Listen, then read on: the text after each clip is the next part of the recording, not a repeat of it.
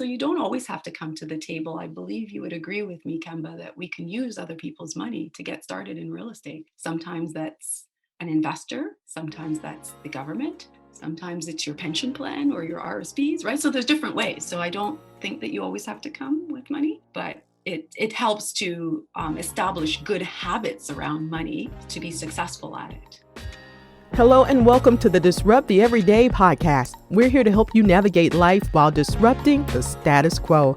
Our discussions cover a number of topics relevant to everyday life. We discuss everything from relationships to entrepreneurship. We also engage in some difficult but important conversations. And now, here are your hosts, Brian and Tanya Hamilton. Hello and welcome to episode 12 of Disrupt the Everyday. In this conversation, we are talking all things real estate. If you're looking to get into real estate right now in this hot market, if you're looking at investing in a rental property, cottage, or even looking 5 years down the line for your long-term goal, this conversation is for you. Today, we're joined by co-founders of KEAN Real Estate Group, Andrea and Kemba Williams. Andrea and Kemba, thanks so much for joining us today. Thank you for having us. We're so excited to be here. Thank you so much, Tanya. We are really happy, and thanks for the invite. And hopefully we can share all our little tidbits and knowledge with you while we're here. Perfect. So we like to start the conversation by asking, who is Andrea and who is Kemba Williams? Well, we're sister-in-laws. That's how we are sort of joined at the hips, right, Kemba? But really, myself, formerly, I was a full-time school teacher for many years. I was looking at ways to build wealth for myself and my family, and my husband and I thought, you know what, our jobs may not be enough. Let's look at how we can do that through real estate. We just sort of bumped into some reading, a magazine that I discovered at the time, and started exploring that. We were already interested in buying additionally. And we decided that that's something that we try. I mean, I've always been interested in working with people, and I figured that would still allow me to work with the parents of the children that I formerly taught and educate them on how to build wealth through real estate, like we have been working ourselves to do. And then Kemba and I decided to, as we married into the same family, we decided that she was already doing some of what we were doing with her husband, and we just decided we'd work together and build a company. And that's how we built KEAN. We've been doing it for years on our own individually, and then we decided we'd put it together, and we formulated, Kemba, was it 2019? 2019, yeah. So you can go ahead with the rest, Kemba. Oh, and don't forget, I have kids. Oh my goodness, I have 3 kids that I love dearly, and we were doing it not just for ourselves as a couple, my husband and I, but for our children, right? To build that legacy. Yes. And similar, like I started, I guess when I left university, I just sort of said, how am I going to buy? It took a while, and I got into buying my first triplex because I needed the mortgage helper, and that first experience kind of slowed me down because I was like, oh, wow, this is a lot, tenanting and all that stuff. And I feel like, if I had mentors and sort of training and coaching at the time, I would have moved faster. And, so I did that for some years. I met my husband, we continued buying. And, and then it's funny, Andrea and I talk about this a lot because we were part of the same family, but it took us years to figure out that we both had a passion for investing in real estate and so on. And, Andrea did these info sessions on her own, back, I don't know, like however long ago, Andrea, what was that? And you invited me out. I was like, what's Andrea doing? And I came out and I learned some of the stuff she was doing. I was like, wow, this is crazy. And then it just took off from there that we would talk about it all the time. And, we started building and growing from there from a real estate perspective, And for me, a change point for me was when I started having children. I realized that, just what I was doing may not be enough to kind of build and grow for them. And so that's what sort of accelerated me into making it into a business and growing more and buying more real estate. So And leaving your job eventually. Yes, and leaving my job eventually. Obviously this crazy last 14 to 18 months has been a catalyst in a lot of things because it's just changed our perspective on so much, and just, so that was part of, just taking the big leap and moving on from my full-time. And now I'm full-time in my passion project. Perfect. Yeah. So I have to ask, are your husbands in real estate as well? They are supporters of our real estate. So they're like our cheerleaders, our maintenance staff for the properties, and are great. They're good at the electronics and technology stuff that we can't do and the little fixings, but no. They're not as passionate about us. They're like, oh, could the KEAN ladies stop this talking all the time about real estate? It's true. It's so true. It's like, yeah, are we done yet? Are we done yet? That's sort of like what happens when we get together. Talking about all these things, and We're known as the KEAN ladies to our husbands. so it's nice that they support us, and they're engaged. We have conversations, but they're definitely not at the forefront of let's jump into this project or let's jump into that project, for sure. If there's a car there, a fast car, or yeah. They do like the car aspect or the number of garage that we can have on that property. Okay. So Andrea, I actually came across an article that both of you were in back in February, and you guys were just talking about just what you were saying, right? Building wealth and, teaching people how to build legacy through properties. So I saw that article, and then I saw, Andrea, that during this pandemic, your family of 5, I think your oldest moved out, but you can clarify, sold, or I don't, again, sorry, you can clarify, your house in Brampton that you were in, and currently living now in a condo that you had purchased to rent out. So can you share with us how that came to be?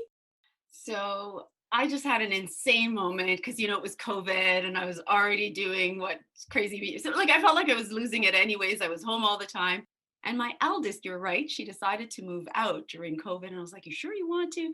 But when she decided to do that, we were a family of 5. Once she made the decision to move out on her own into a property that we owned as well, we thought, okay, we could do this. So I suggested to Dean, who had always wanted to move back into Toronto, to move in using the condo as the means to do that. Because in a few more years, with our second daughter going off to university and probably asking the same of us if she could move out, we figured we may not need the same space. And we did not sell that 3,000 square foot home. Okay. It was actually a property that we bought at the outset of starting our marriage. And to be honest, Tanya, it never made sense for us to sell it because it helped us use the actual equity in that home to buy additional properties, including the condo. So it did make sense to move into the condo in that we had a lot of things. We didn't know COVID was going to last this long, but we had a lot of things that were in Toronto that made sense for us. Kemba, my business partner, is there, and some of the business that we do is right there in Toronto. My youngest is in acting, and we do a little bit on the side. A lot of the actual events that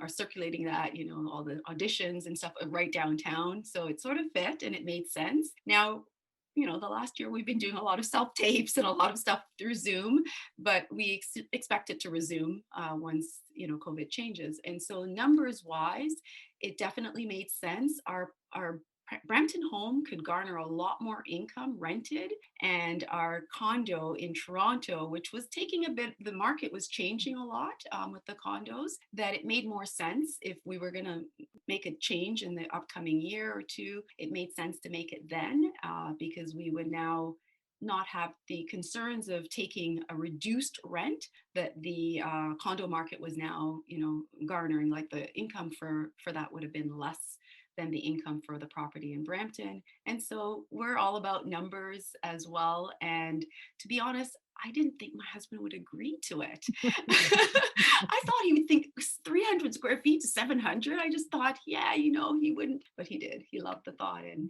we're closer to his family, his mom, who he loves and wants to be closer to his work. It's a shorter commute. And of course, his friends eventually, without COVID, we'll get to see. It will all be a benefit. So then Yes. you guys are renting the home in Brampton? Yes. Okay. Yes. And so I think there was a basement apartment. So do you rent out both, or is it one family then? No, we rent out both. Okay. So the long-term tenant that was in the basement wouldn't have we offered for her if she was interested in leaving, and she said no. So she stayed on, and we rented the upstairs as well. All right. Now, Kemba, maybe you want to kick this one off, but I'm curious because both of you had established careers. Why real estate? Is how far back can I go? Go back to the beginning. Well, why real estate? I think I've always loved, real estate just as a thought, and just houses and homes. Even I think of when I was a kid, I used to draw little houses with a coconut tree because I grew up in the Caribbean, and it was something that fascinated me from then. But once I'm up here, and you work really hard at your job. You dedicate a lot of time and energy, and there's a lot of benefits to having good and being well employed. But I also feel that there's some limitations to what you can do sometimes and how your wealth can grow, because you're really just sometimes working to pay bills. And what I saw from just starting out in real estate was that, when I bought that triplex, I had tenants, I had mortgage helper, it helped me pay things down quicker. I think when I bought in 2007, the property grew, it just kept growing up, and it was a global recession in 2008, and nothing affected that investment. It just kept growing. So there was a lot of learning along the way. And I just felt like, the growth, you can't replicate that in employment. So that was part of my sort of impetus. And then once I had kids, and Toronto is a super expensive place to live, I just was like, okay, how am I going to pay for daycare?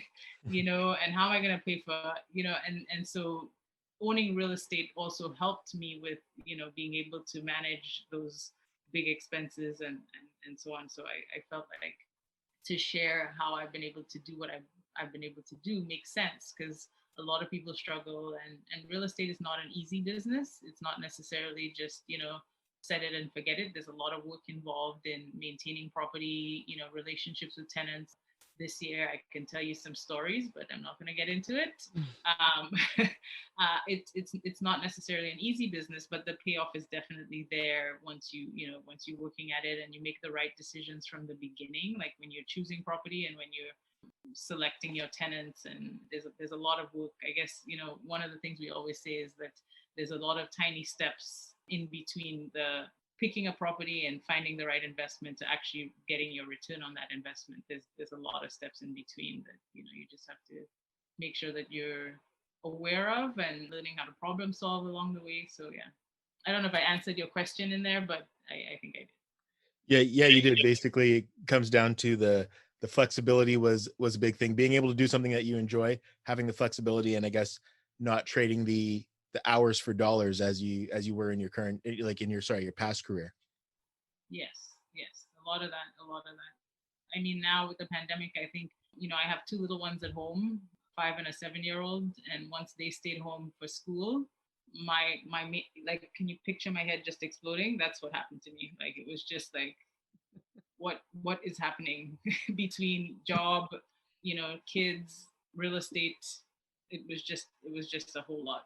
It was a lot. So you have to pick what you want to prioritize, and I think that's where I landed. I'm doing something I enjoy, and working with Andrea, we're always coming up with ideas and different things that we need to do to build and grow the business, and we're learning all the way along, so it's good. And Andrea, for yourself, so what was it that made you, I'm sure there's a lot of similarities in your reasoning, but what was it that got you to shift from teaching into moving into real estate?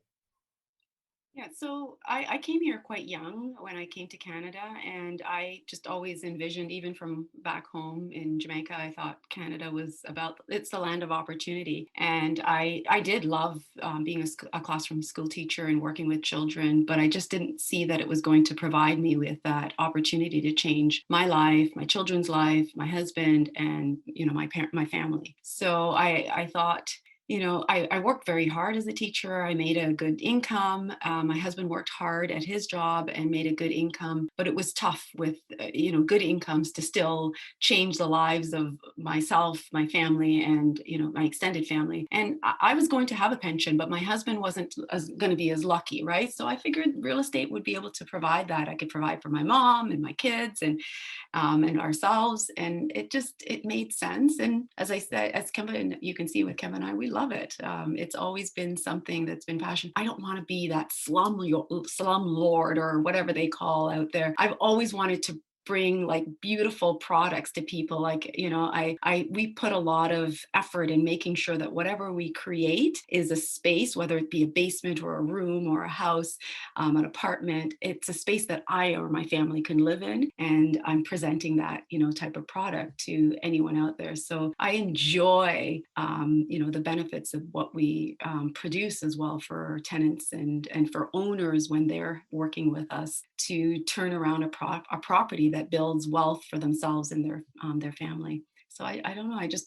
I love it. I love every aspect of it. So sometimes we're talking about it endlessly and we don't realize, right, Kemba?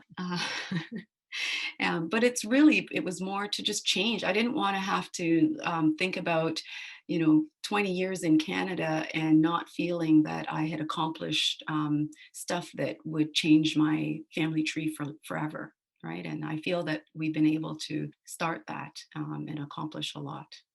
So let's talk investments for a little bit here. I guess I'm going to build a little bit of a story before I ask the question. So Okay. I've always thought that to get into investing, you have to own something first. Okay. Okay. You guys are going to let me debunk any of my thoughts that I have. Now, if that is the case, how does one, once you own, move forward in investing and actually like getting the finances to purchase more properties? Well, I think, Tanya, you're right. It's great. I think that most people do feel that they have to have something or own something to come to the table and get to buy their first. But the possibility exists out there that you can invest with other people's money and still do very well. So I'm not saying that it's not good to come to the table with something like knowledge or the ability to have a skill to help in the relationship. Say if you decide to do it as an investment and it's not your principal residence, you could come. We have what we call working partners. We have the money partners, right? The financial partners. So you don't always have to come to the table. I believe you would agree with me, Kemba, that we can use other people's money to get started in real estate. Sometimes that's an investor. Sometimes that's the government. Sometimes it's your pension plan or your RSPs, right? So there's different ways. So I don't think that you always have to come with money, but it helps to establish good habits around money to be successful at it. I would just add that, a lot of the time when we're starting out, we're more focused on survival aspects of living, like, you want a place to live. So if you need a place to live, you will most likely be focused on buying property for the purpose of I need to live in it. And so that's part of it. But sometimes, when you have a safe and healthy place to live that you don't need to move into, or even say you have a place to live that's cheaper than what would say you would buy. Yes. That's a consideration to why you may want to buy something, not move into it if you know you could get good tenants, good rent, and have it pay for your investment and stay at home or stay in your rental that's cheaper. There's practical ways to invest without actually having to buy where you live. It just depends on your situation and what you can do, but we definitely say that you don't have to buy to live in it. No, not if it's an investment on like your principal residence, then yes, you can do it with other people's money and you can do it where you don't live in it at all. And it doesn't have to be right in your backyard either. It doesn't have to be where you live, because sometimes where you live, like where Kemba and I live right now in Toronto, it's expensive.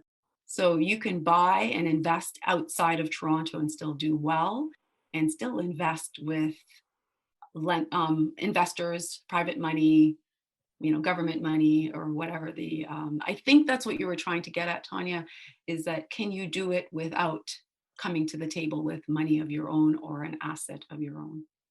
Because really, when I think of that, I think, okay, when's the next time somebody's going to have a big chunk of money to throw down on a deposit, right? Mm-hmm. It usually, like my thought would go to a refinance, right? And Mm-hmm. taking the equity that you have from your home. But it's neat to hear that there are more options than doing something like that. And those are the things that we teach to the strategies, because I agree with you. If you're a homeowner already, we can absolutely show you how to get another and another. But if you're not a homeowner and you're just trying to get your first, we can also show you how to do that, even if you don't have that equity to pull from to do that.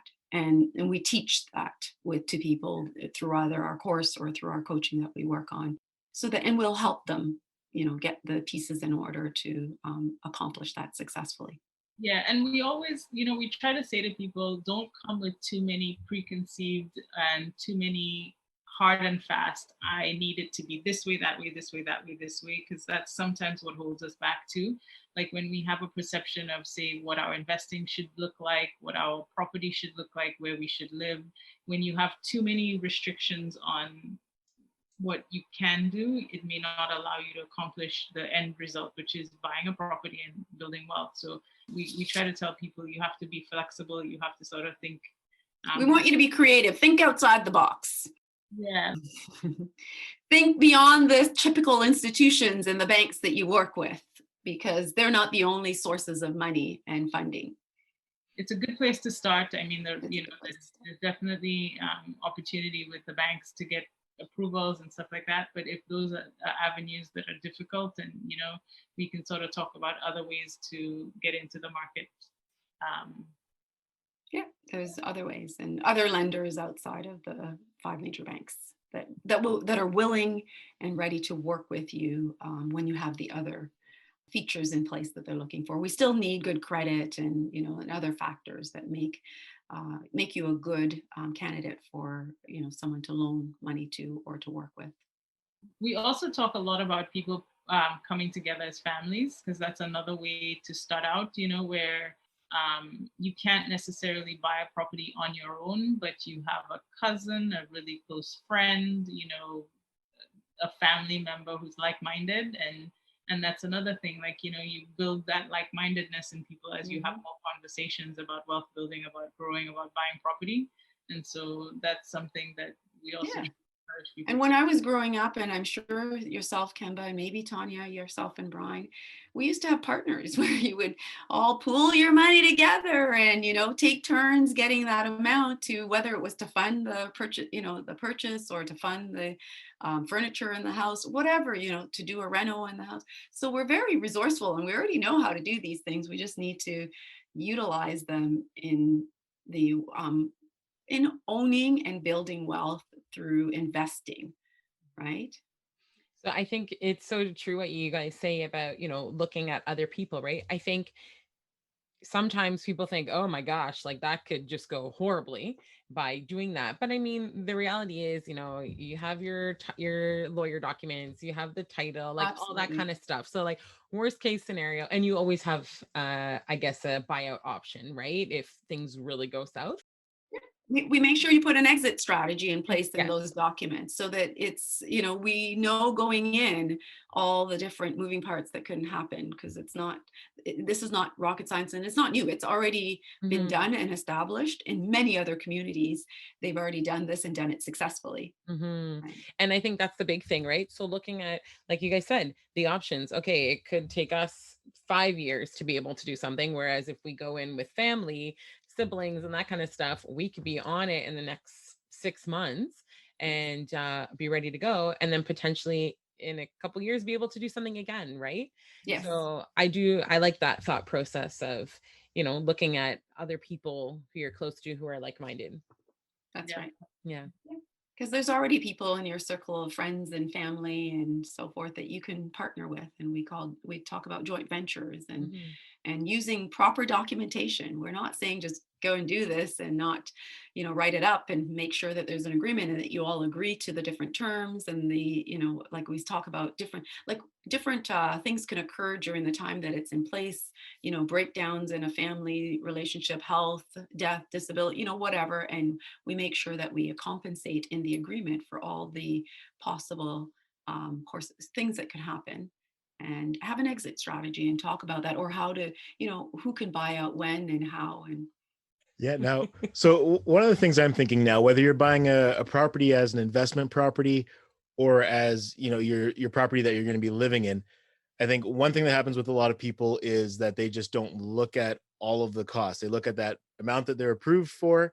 Yeah. And yeah, I guess to kind of give a, maybe explain this a little bit better, somebody's looking to buy a car, they go to the dealership, they get approved for this certain amount, and they're looking at that payment and they're like, okay, I can afford this. And then they don't consider, if they're living in Toronto, parking's one thing, gas, insurance, maintenance, all of that stuff. What are some of the things that people kind of overlook that you see frequently, in terms of buying a property? I think the major one that we would both say, Kemba, at the same time, closing costs. Yes, absolutely. Closing costs, Brian, it's one of the biggest ones that people forget. Like they don't even know what it is or what it means. And in those closing costs, there's a laundry list of things like, land transfer taxes, HST when you don't live in the property because it's a rental. There's disbursements. There's just Kemba, there's so many costs, like even in that brand new condo that my husband was infatuated with and loves so much, there were so many different costs that we incurred that you don't think about if you are buying for the very first time, and then you're hit with, Even things like mortgage insurance when you're a first-time buyer and you're buying a high ratio mortgage or with a high rate, the 5% down or something. There's the insurance, and so although it's you have your 5%, that insurance premium is quite a premium, and then it gets either tacked onto your payments or it's billed to you. If depends on most financial services company will allow you to wrap it in, but if it's billed to you, that's something that would definitely throw people. Yeah, I mean, and there's even things like when you first move into a property, there may be a few things that you need to repair, do right away. There's the cost of, well, I want to go in and do the kitchen, or I want to go in and do the bathrooms, or I want to go in and, I can't live in it like this. And so painting, all furnishings, because maybe you're moving from a small place to a big place or vice versa. Yeah. So there are a lot of costs wrapped into moving and to becoming an owner. For sure that you have to sort of itemize and make sure that you have extra room, even if you're a 5% downer or 20% down, there's still an extra cushion of funds that you should have set aside for. And during the process of doing the paperwork with the lender, a lot of the times they want you to do an appraisal. That's at your cost. Mm-hmm. They want you to do or you yourself want to do an inspection, because you should, to ensure and prevent potentially, Kemba, some of those unexpected costs that may be inside or outside the property. There's, the legal fees. Like when I first learned of legal fees on one of my first purchases, I was like, what? You're only sitting with me one or two times to sign the paperwork. But there's a lot of stuff the lawyers do in the background and the title search and all these things. And that's all billed to you as well. So that bill does not end up just being, the rest of the down payment that you think you have to bring to the table when you go to see your lawyer.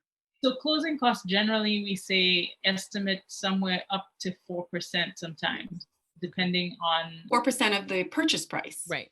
4% of the purchase price. So you're thinking you need 5% down for your down payment, and then you need another up to 4%. It doesn't always work out to be that high, but especially with condos, and if you're in Toronto, and there's plus. There's condo fees as well. Those are very high. They're not allowing us to use the amenities right now. So, those are things that if you're buying it, especially as an investment property, that's part of the reason why, Tanya and Brian, the rent that I would try to generate from that property wouldn't be adequate enough, because when you add in the mortgage, the taxes, the insurance, the condo fees, it's not enough to carry the costs. And so, you're like, people don't even think of insurance costs. You can't close a property without putting insurance on it. The bank wants that at the time of signing and, seeing off at the lawyers. And you too want to put that in place because that's protection. If you're going to live in it, you want to protect it. If you're going to rent it, you want to protect it. Mhm. Right. Even things like disbursements, as we were talking about it, say you're buying a resale property, the owner has paid certain taxes and so on prior to, you owe them that money back. Right. So all of a sudden there's money you need to give back to the seller. Or even sometimes, they owe you too. I've gotten some pay, like if they collected rental deposits and stuff. Depends on the time of year that you buy. I like when I get Right. the extra check. Yeah, being on that side is always nice. But yeah, there is definitely associated costs. Some of these, a brand new property, if you bought your brand new there, Tanya and Brian, that you had to pay for things like trees and driveways and fence and right. So there's just all the costs just keep going and going and going. And you have to decide which ones you're willing to take on if you're buying new or if you're buying resale, right? So can you just clarify what situation allows to pay 5% down and what situation allows for the 20? So for sure, the 5% in our today, especially here in most of Canada, the 5% is usually what we consider a first-time purchaser or someone who hasn't purchased for the last 4 or 5 years, because you can requalify as a first-time buyer if you've been out of the market for almost that 5-year window. The government will allow you to requalify as a first-time purchaser, and then you're entitled to that 5% up to the first $500,000. After $500,000 now, they bumped it up to the 10% on amounts greater, because otherwise you see people taking on $1 million home and all they put down is, 50,000. You're going to be swallowing in debt, right? So that's usually 5%. And Kemba, maybe share with us the 20%. Oh, yes. So 20% is anyone who has owned and within the last 5 years. And by owned, meaning you're on a mortgage, you're on a title somewhere. If you co-signed or something, you are giving up your 5% option down the road until you've been out of the market again for 5 years. So you're basically, I guess the government is seeing it as you have wealth, you have equity to pull from, you have property. And so you have to leverage that and put it into the next property in that way. And the 20% is also, as much as investors, we try to, put as little as possible. The 20% also helps you as a purchaser to be free of that insurance that we spoke of, that CMHC coverage. And could be a huge savings as well. So when you could buy, even as a first-time buyer, you can buy and put 20% in and avoid those costs. Yes. So as a first-time buyer, it's not, you can put in any amount you want. Yes. As a first-time buyer as well, you do lose your 5% qualifying if you buy in areas that are outside where it's known that you will not live in the property. So if you go to the bank and you say this is specifically a rental or investment property, they will ask you to put down 20%. So you do have to, if you're buying for the first time and you're getting financing, you would have to indicate that you're going to live in it, and it should be, there's some parameters around that and we talk about that, but you can't say that I'm going to live in it and it's in London and I work in Toronto. Like, you're not going to drive 2 hours every day. Although there are people who commute that far, in general, it's not the norm. And so you may lose your 5% option and you need to put more down if you want to buy a property outside your area. Well, that's interesting. I didn't know about that 5-year gap. So yeah, you can requalify. So for listeners out there, if because oftentimes various things occur in people's lives that pull them out of the market for periods of time, and they can come back and use it again in the future. Now, one thing you mentioned as well is when we're looking at rental properties is, you had said earlier, you want to really put something out there that is desirable for people. So what are some of the things that you do to make sure that you're getting the maximum return on that investment in terms of what you're able to collect as a rent? So in terms of the features that I would add to that unit to get the maximum rent? Yeah.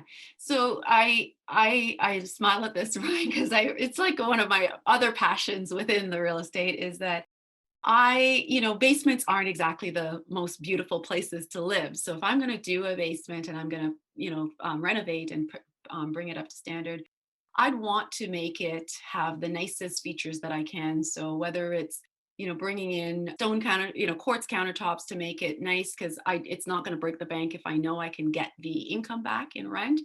I want to upgrade the kitchens and the bathrooms to, look like places that people would want to live in and, feel happy to be in. So I do away with carpets in as many spaces as I can, whether it's in the basement or on the main level. I want to try to make sure that I give them the nicest finish in wood, whether it be laminate or vinyl, so that it can, first of all, it's good. It upgrades my property and gives value to the property, but it also adds value to the tenants and the individuals that live in there.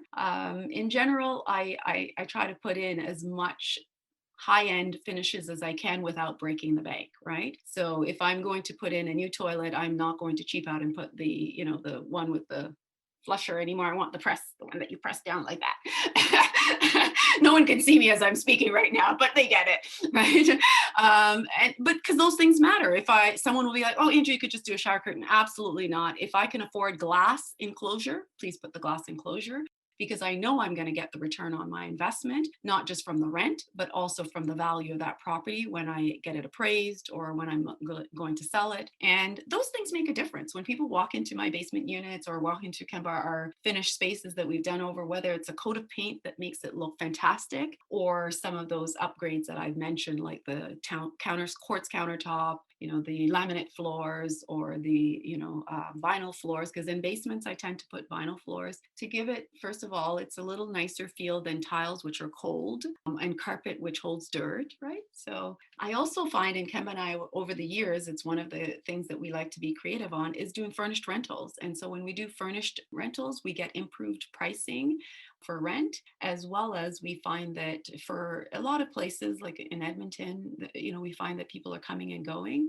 and it fits that market there in Edmonton. They're not always staying long term. They're coming into the province to work.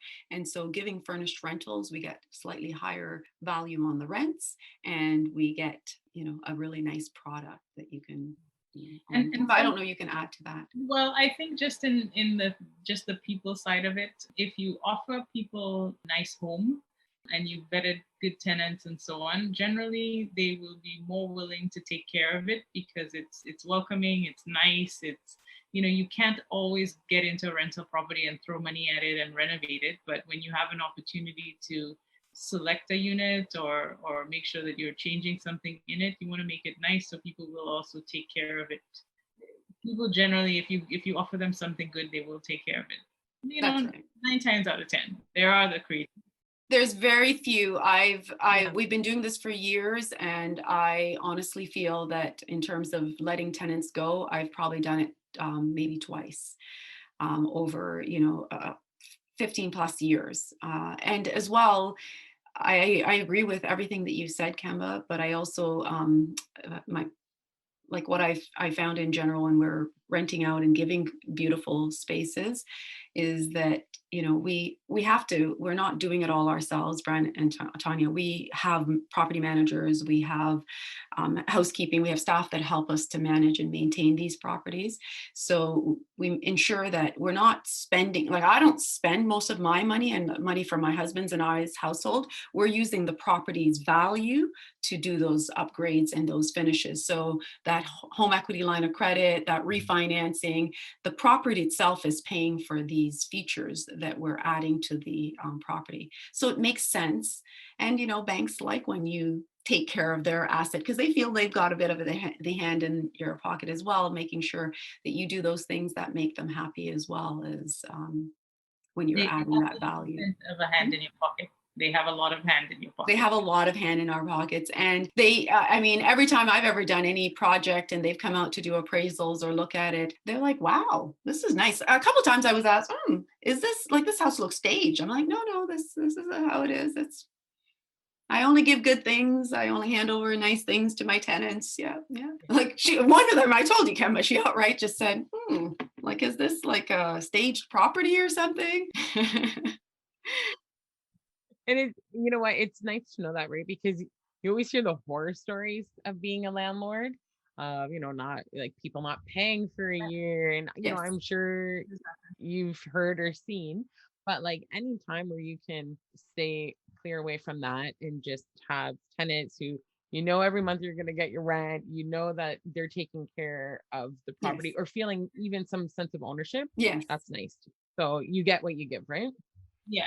And Tanya, like I'll say this, like I am dealing with a situation now where I have an unpleasant tenant, and it's difficult, it's challenging, it's not great, but I would say that even through that, buying a good property, buying in a good location, you can weather a lot from a poor tenant, even in a bad situation, because you've bought a good product, and you there will be a light at the end of the tunnel. There will be ways to deal with it.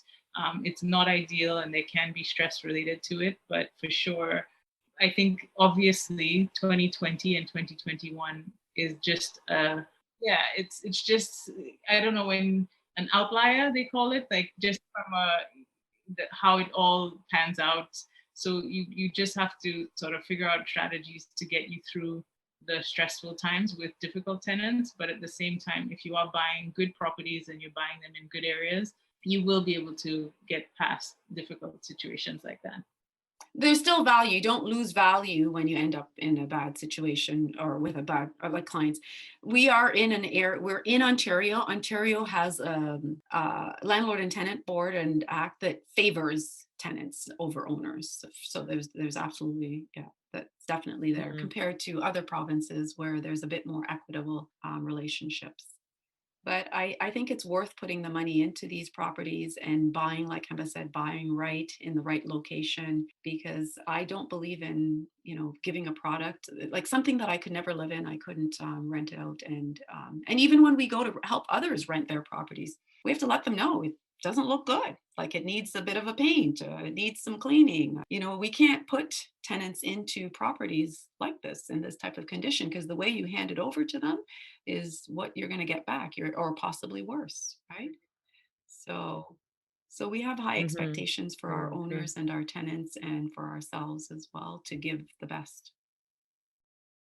Now, that's interesting because you said earlier, the properties don't necessarily have to be around the corner. I wasn't expecting you to say Edmonton. I know. Don't worry. We didn't think Edmonton ever when we started, but we do have some properties in Edmonton as well. It made sense. The numbers worked, and we have great teams out there and great staffing out there. So, and I did literally mean that. I'm okay even in the Caribbean. Show me one and I'll buy it.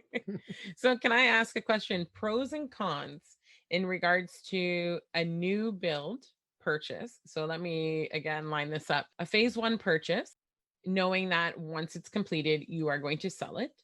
So there's my first, or a long-term purchase. That's good. That's interesting. I've been there. I bought new like that. And I agree. First of all, Tanya, when we buy new, we try to buy it before, if we can get in before it opens to the public, especially in condos, because then you buy and you get value in it built in, because the builder is oftentimes bringing it to their realtors. And so, Kemba, would you agree? We typically, if we're going to buy a new build, we're going to try to see if we can get in before it even reaches the public, so that we can buy some built-in value. Because then, Tanya, if I'm not going to keep it and I'm going to sell it, I want to get the most out of it, right? And I want to be able to walk away with, maybe 100,000, right? In terms of resale, it all depends on where it's situated, but for sure, like we have clients who, a resale makes more sense than a new purchase, because they want to live in it. And if you want to live in it and you don't want to do all the work, because a new purchase is a lot of work, right? You're buying something that's pretty much unfinished, even when the builder finishes and hands it over to you.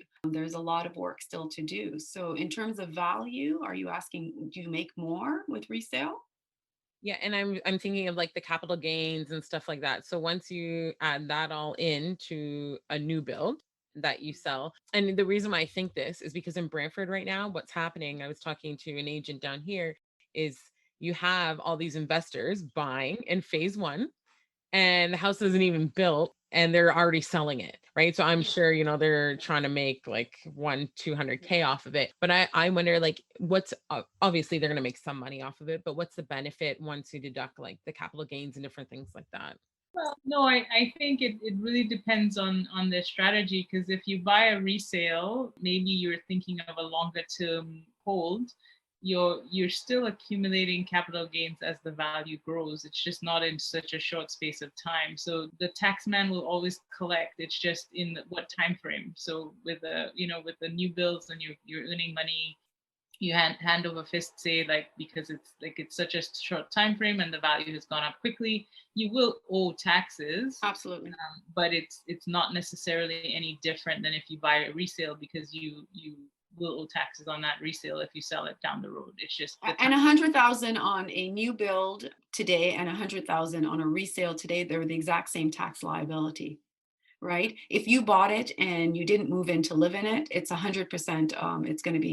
You're going to pay capital gains on it. If you lived in it and it was your principal residence, then there is no capital gains, right? That's your money because it was your principal residence. So either way, you're paying taxes if it's a new build or a resale, and you bought it with the purpose of renting it out or investing in it, you're going to pay capital gains. And it's whatever your tax rate is, unless you bought it in a corporation. Because Tanya, if you're asking us for strategies, there are ways to defer paying that tax. And we can teach you that. Absolutely. We can show you how to defer. You don't have to pay the taxes now. You can pay it later. That's right. So if you don't want to pay it right now, absolutely, we can show you how and where you can, sort of set that up to ensure that. But the capital gains is the same. If it was bought with the intention to earn money, right? That's an investment. Then the tax CRA says taxes is owed on 50% of that 100,000 that you just made is taxed at whatever your personal tax rate is. 50,000 is free to you. 50,000 is taxed. And so if you're paying, say, let's use simple numbers, 50%, then 50% of that 50,000 is paid to the government. So 25,000 of the 100,000 total is paid in taxes. And that's really how capital gains works. Mm-hmm. So, you made 100 and the government is saying, well, we want a piece of the pie. And so they're expecting to get at least that 25, and 75 you walk away. If it was your home and you lived in it and you can show that, then 100% of it is gains to you and nothing shared with CRA. Right. In terms of dollar, you're often having to disclose still that it is your principal residence, but you don't have to pay any taxes on it. And I'll tell you, Tanya, most builders are trying to prevent you from buying with the intention that you can earn on the property. So they're trying to sell it at the most that they can sell it so that you can't come in behind them and make any money, especially in a home. Because a lot of the times they don't allow you to assign it before you mortgage it. And so it's very challenging. So the people that you're hearing speak of this, I'd love to hear their stories, because usually the builder is not allowing on a home purchase, brand new home, they won't allow you to sign it. They expect that you close with the lawyer and mortgage it in order to acquire it at the end. So those people that are selling, they have to be selling and mortgaging. And then, unlike a condo, you can buy a condo, you can carry it through the 2, 3, 4 years that it may take to build. And the builder will allow you somewhere during the time that, before it's closing, they will allow you to assign it to another buyer and gain.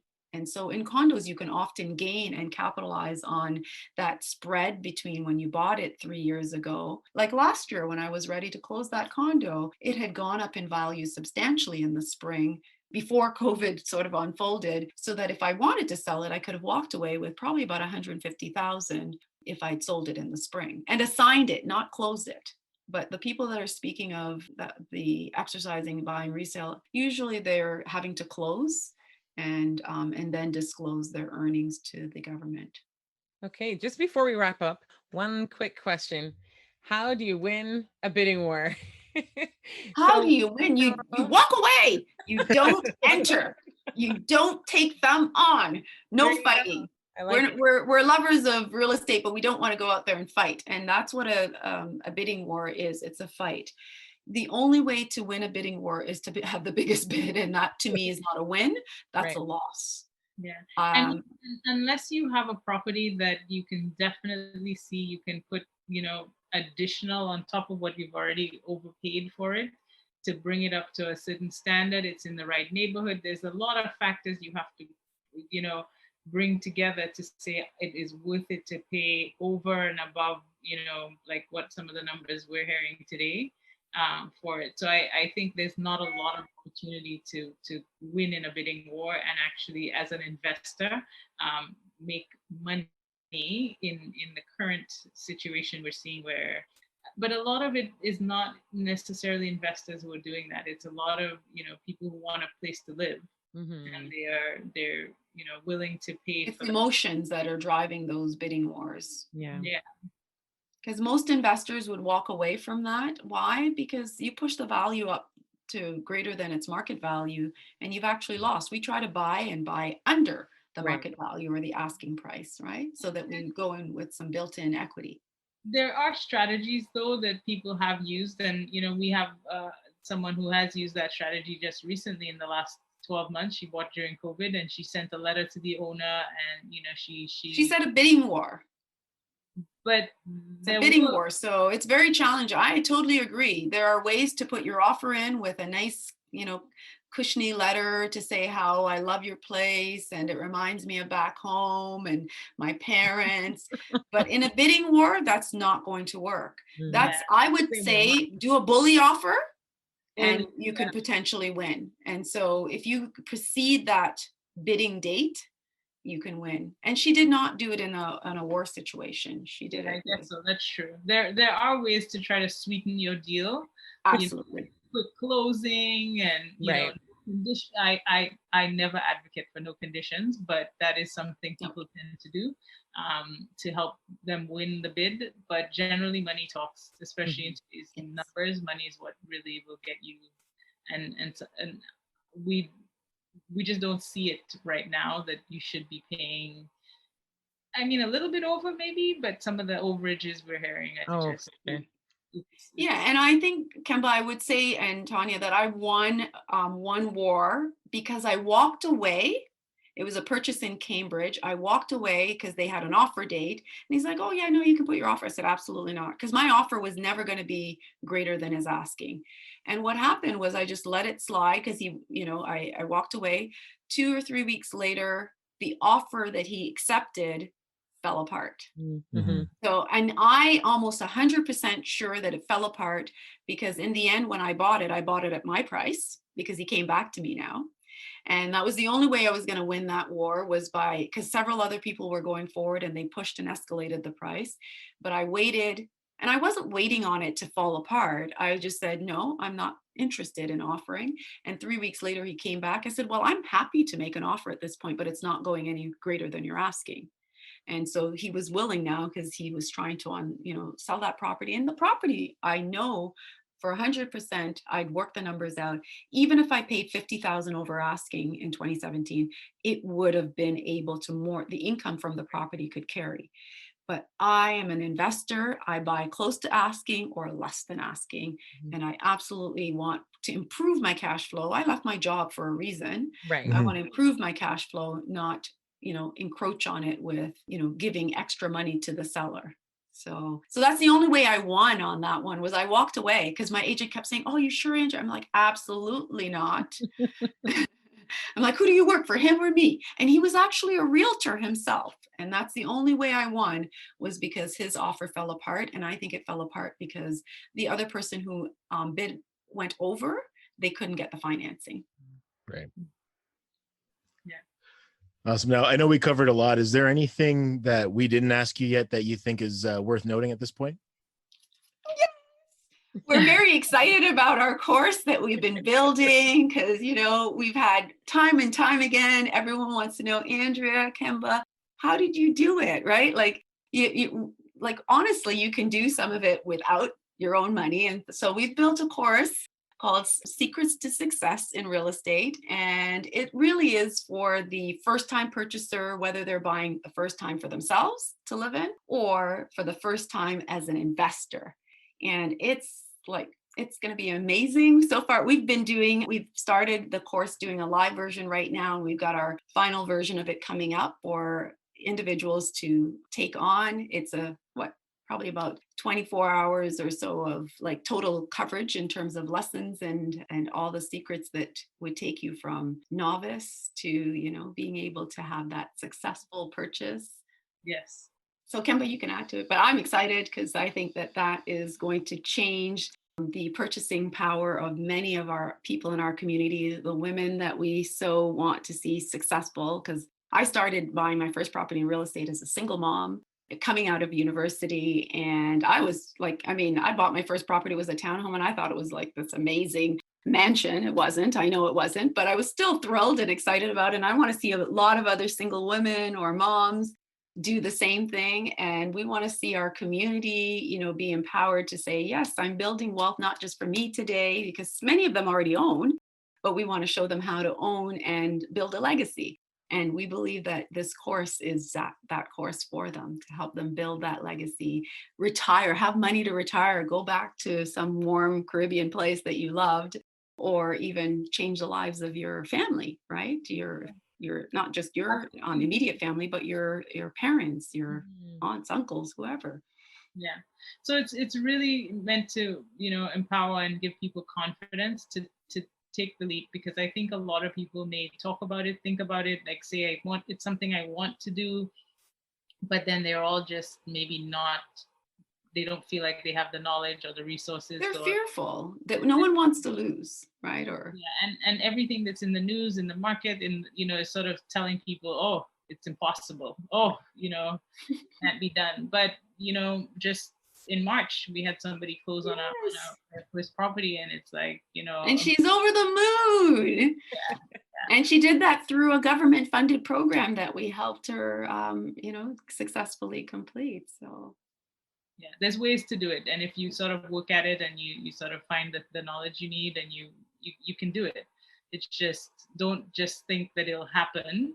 It does take, you know, work and knowledge. So that's all. We want to share people how to do that. No, I love that. I think that's so helpful because it's overwhelming for sure if you're a newbie, right? And you could Google all you want. Yes. And every article or every website is going to share different information. So it's tricky. It will be nice to have like somewhere to go and just get like all your boxes checked as you go through the course. So yeah. Yes. Yes. And I find that I love Google. Google knows a lot. Yes. But Google doesn't always give us, you know, practical, you know, how to implement actionable steps. And sometimes it's not even Canadian, right? So the content that we're getting, a lot of the real estate content that I started learning initially was, I'm like, but this doesn't happen here in Canada, right? Because a lot of it is US, right? Yeah. So we've made it so that it could be very practical for our people here, as well as it can reach, because we've tried to not make it just so that it's right in Ontario alone. It could be across the globe. So it's knowledge that everyone needs, because everyone needs to have a place to live, and everyone needs to have and feel that they can build, to have a retirement fund or to have an education fund, and different ways to just, you know, finance their lifestyles. And lastly, before we let you go, where can we find you? Okay, so, well, we are, you know, people of today. We're on Instagram, so KEAN on You. Also, if you're checking us out, we have a website, www.kean.group.ca, and we're everywhere. We're on Twitter, Facebook, Pinterest. But if you check us out on Instagram, you can get connected anywhere else or on our website. Facebook as well. Facebook, yeah, we're on Facebook. And LinkedIn. As well. That's where I found you. That's right. And LinkedIn. I mean, you name it today, we're there. I think we even have a TikTok account. There you go. There we go. Oh, that's awesome. Okay, well, thank you so much, ladies. Yes, thank you both for having us. Yeah, Tanya, friend, thank you. Thanks for listening to the Disrupt the Everyday podcast. For more ways to listen, connect with us on social media. To be a guest or to partner with us, check out our link tree at Disrupt the Everyday. Join us next time for more ways to disrupt the everyday.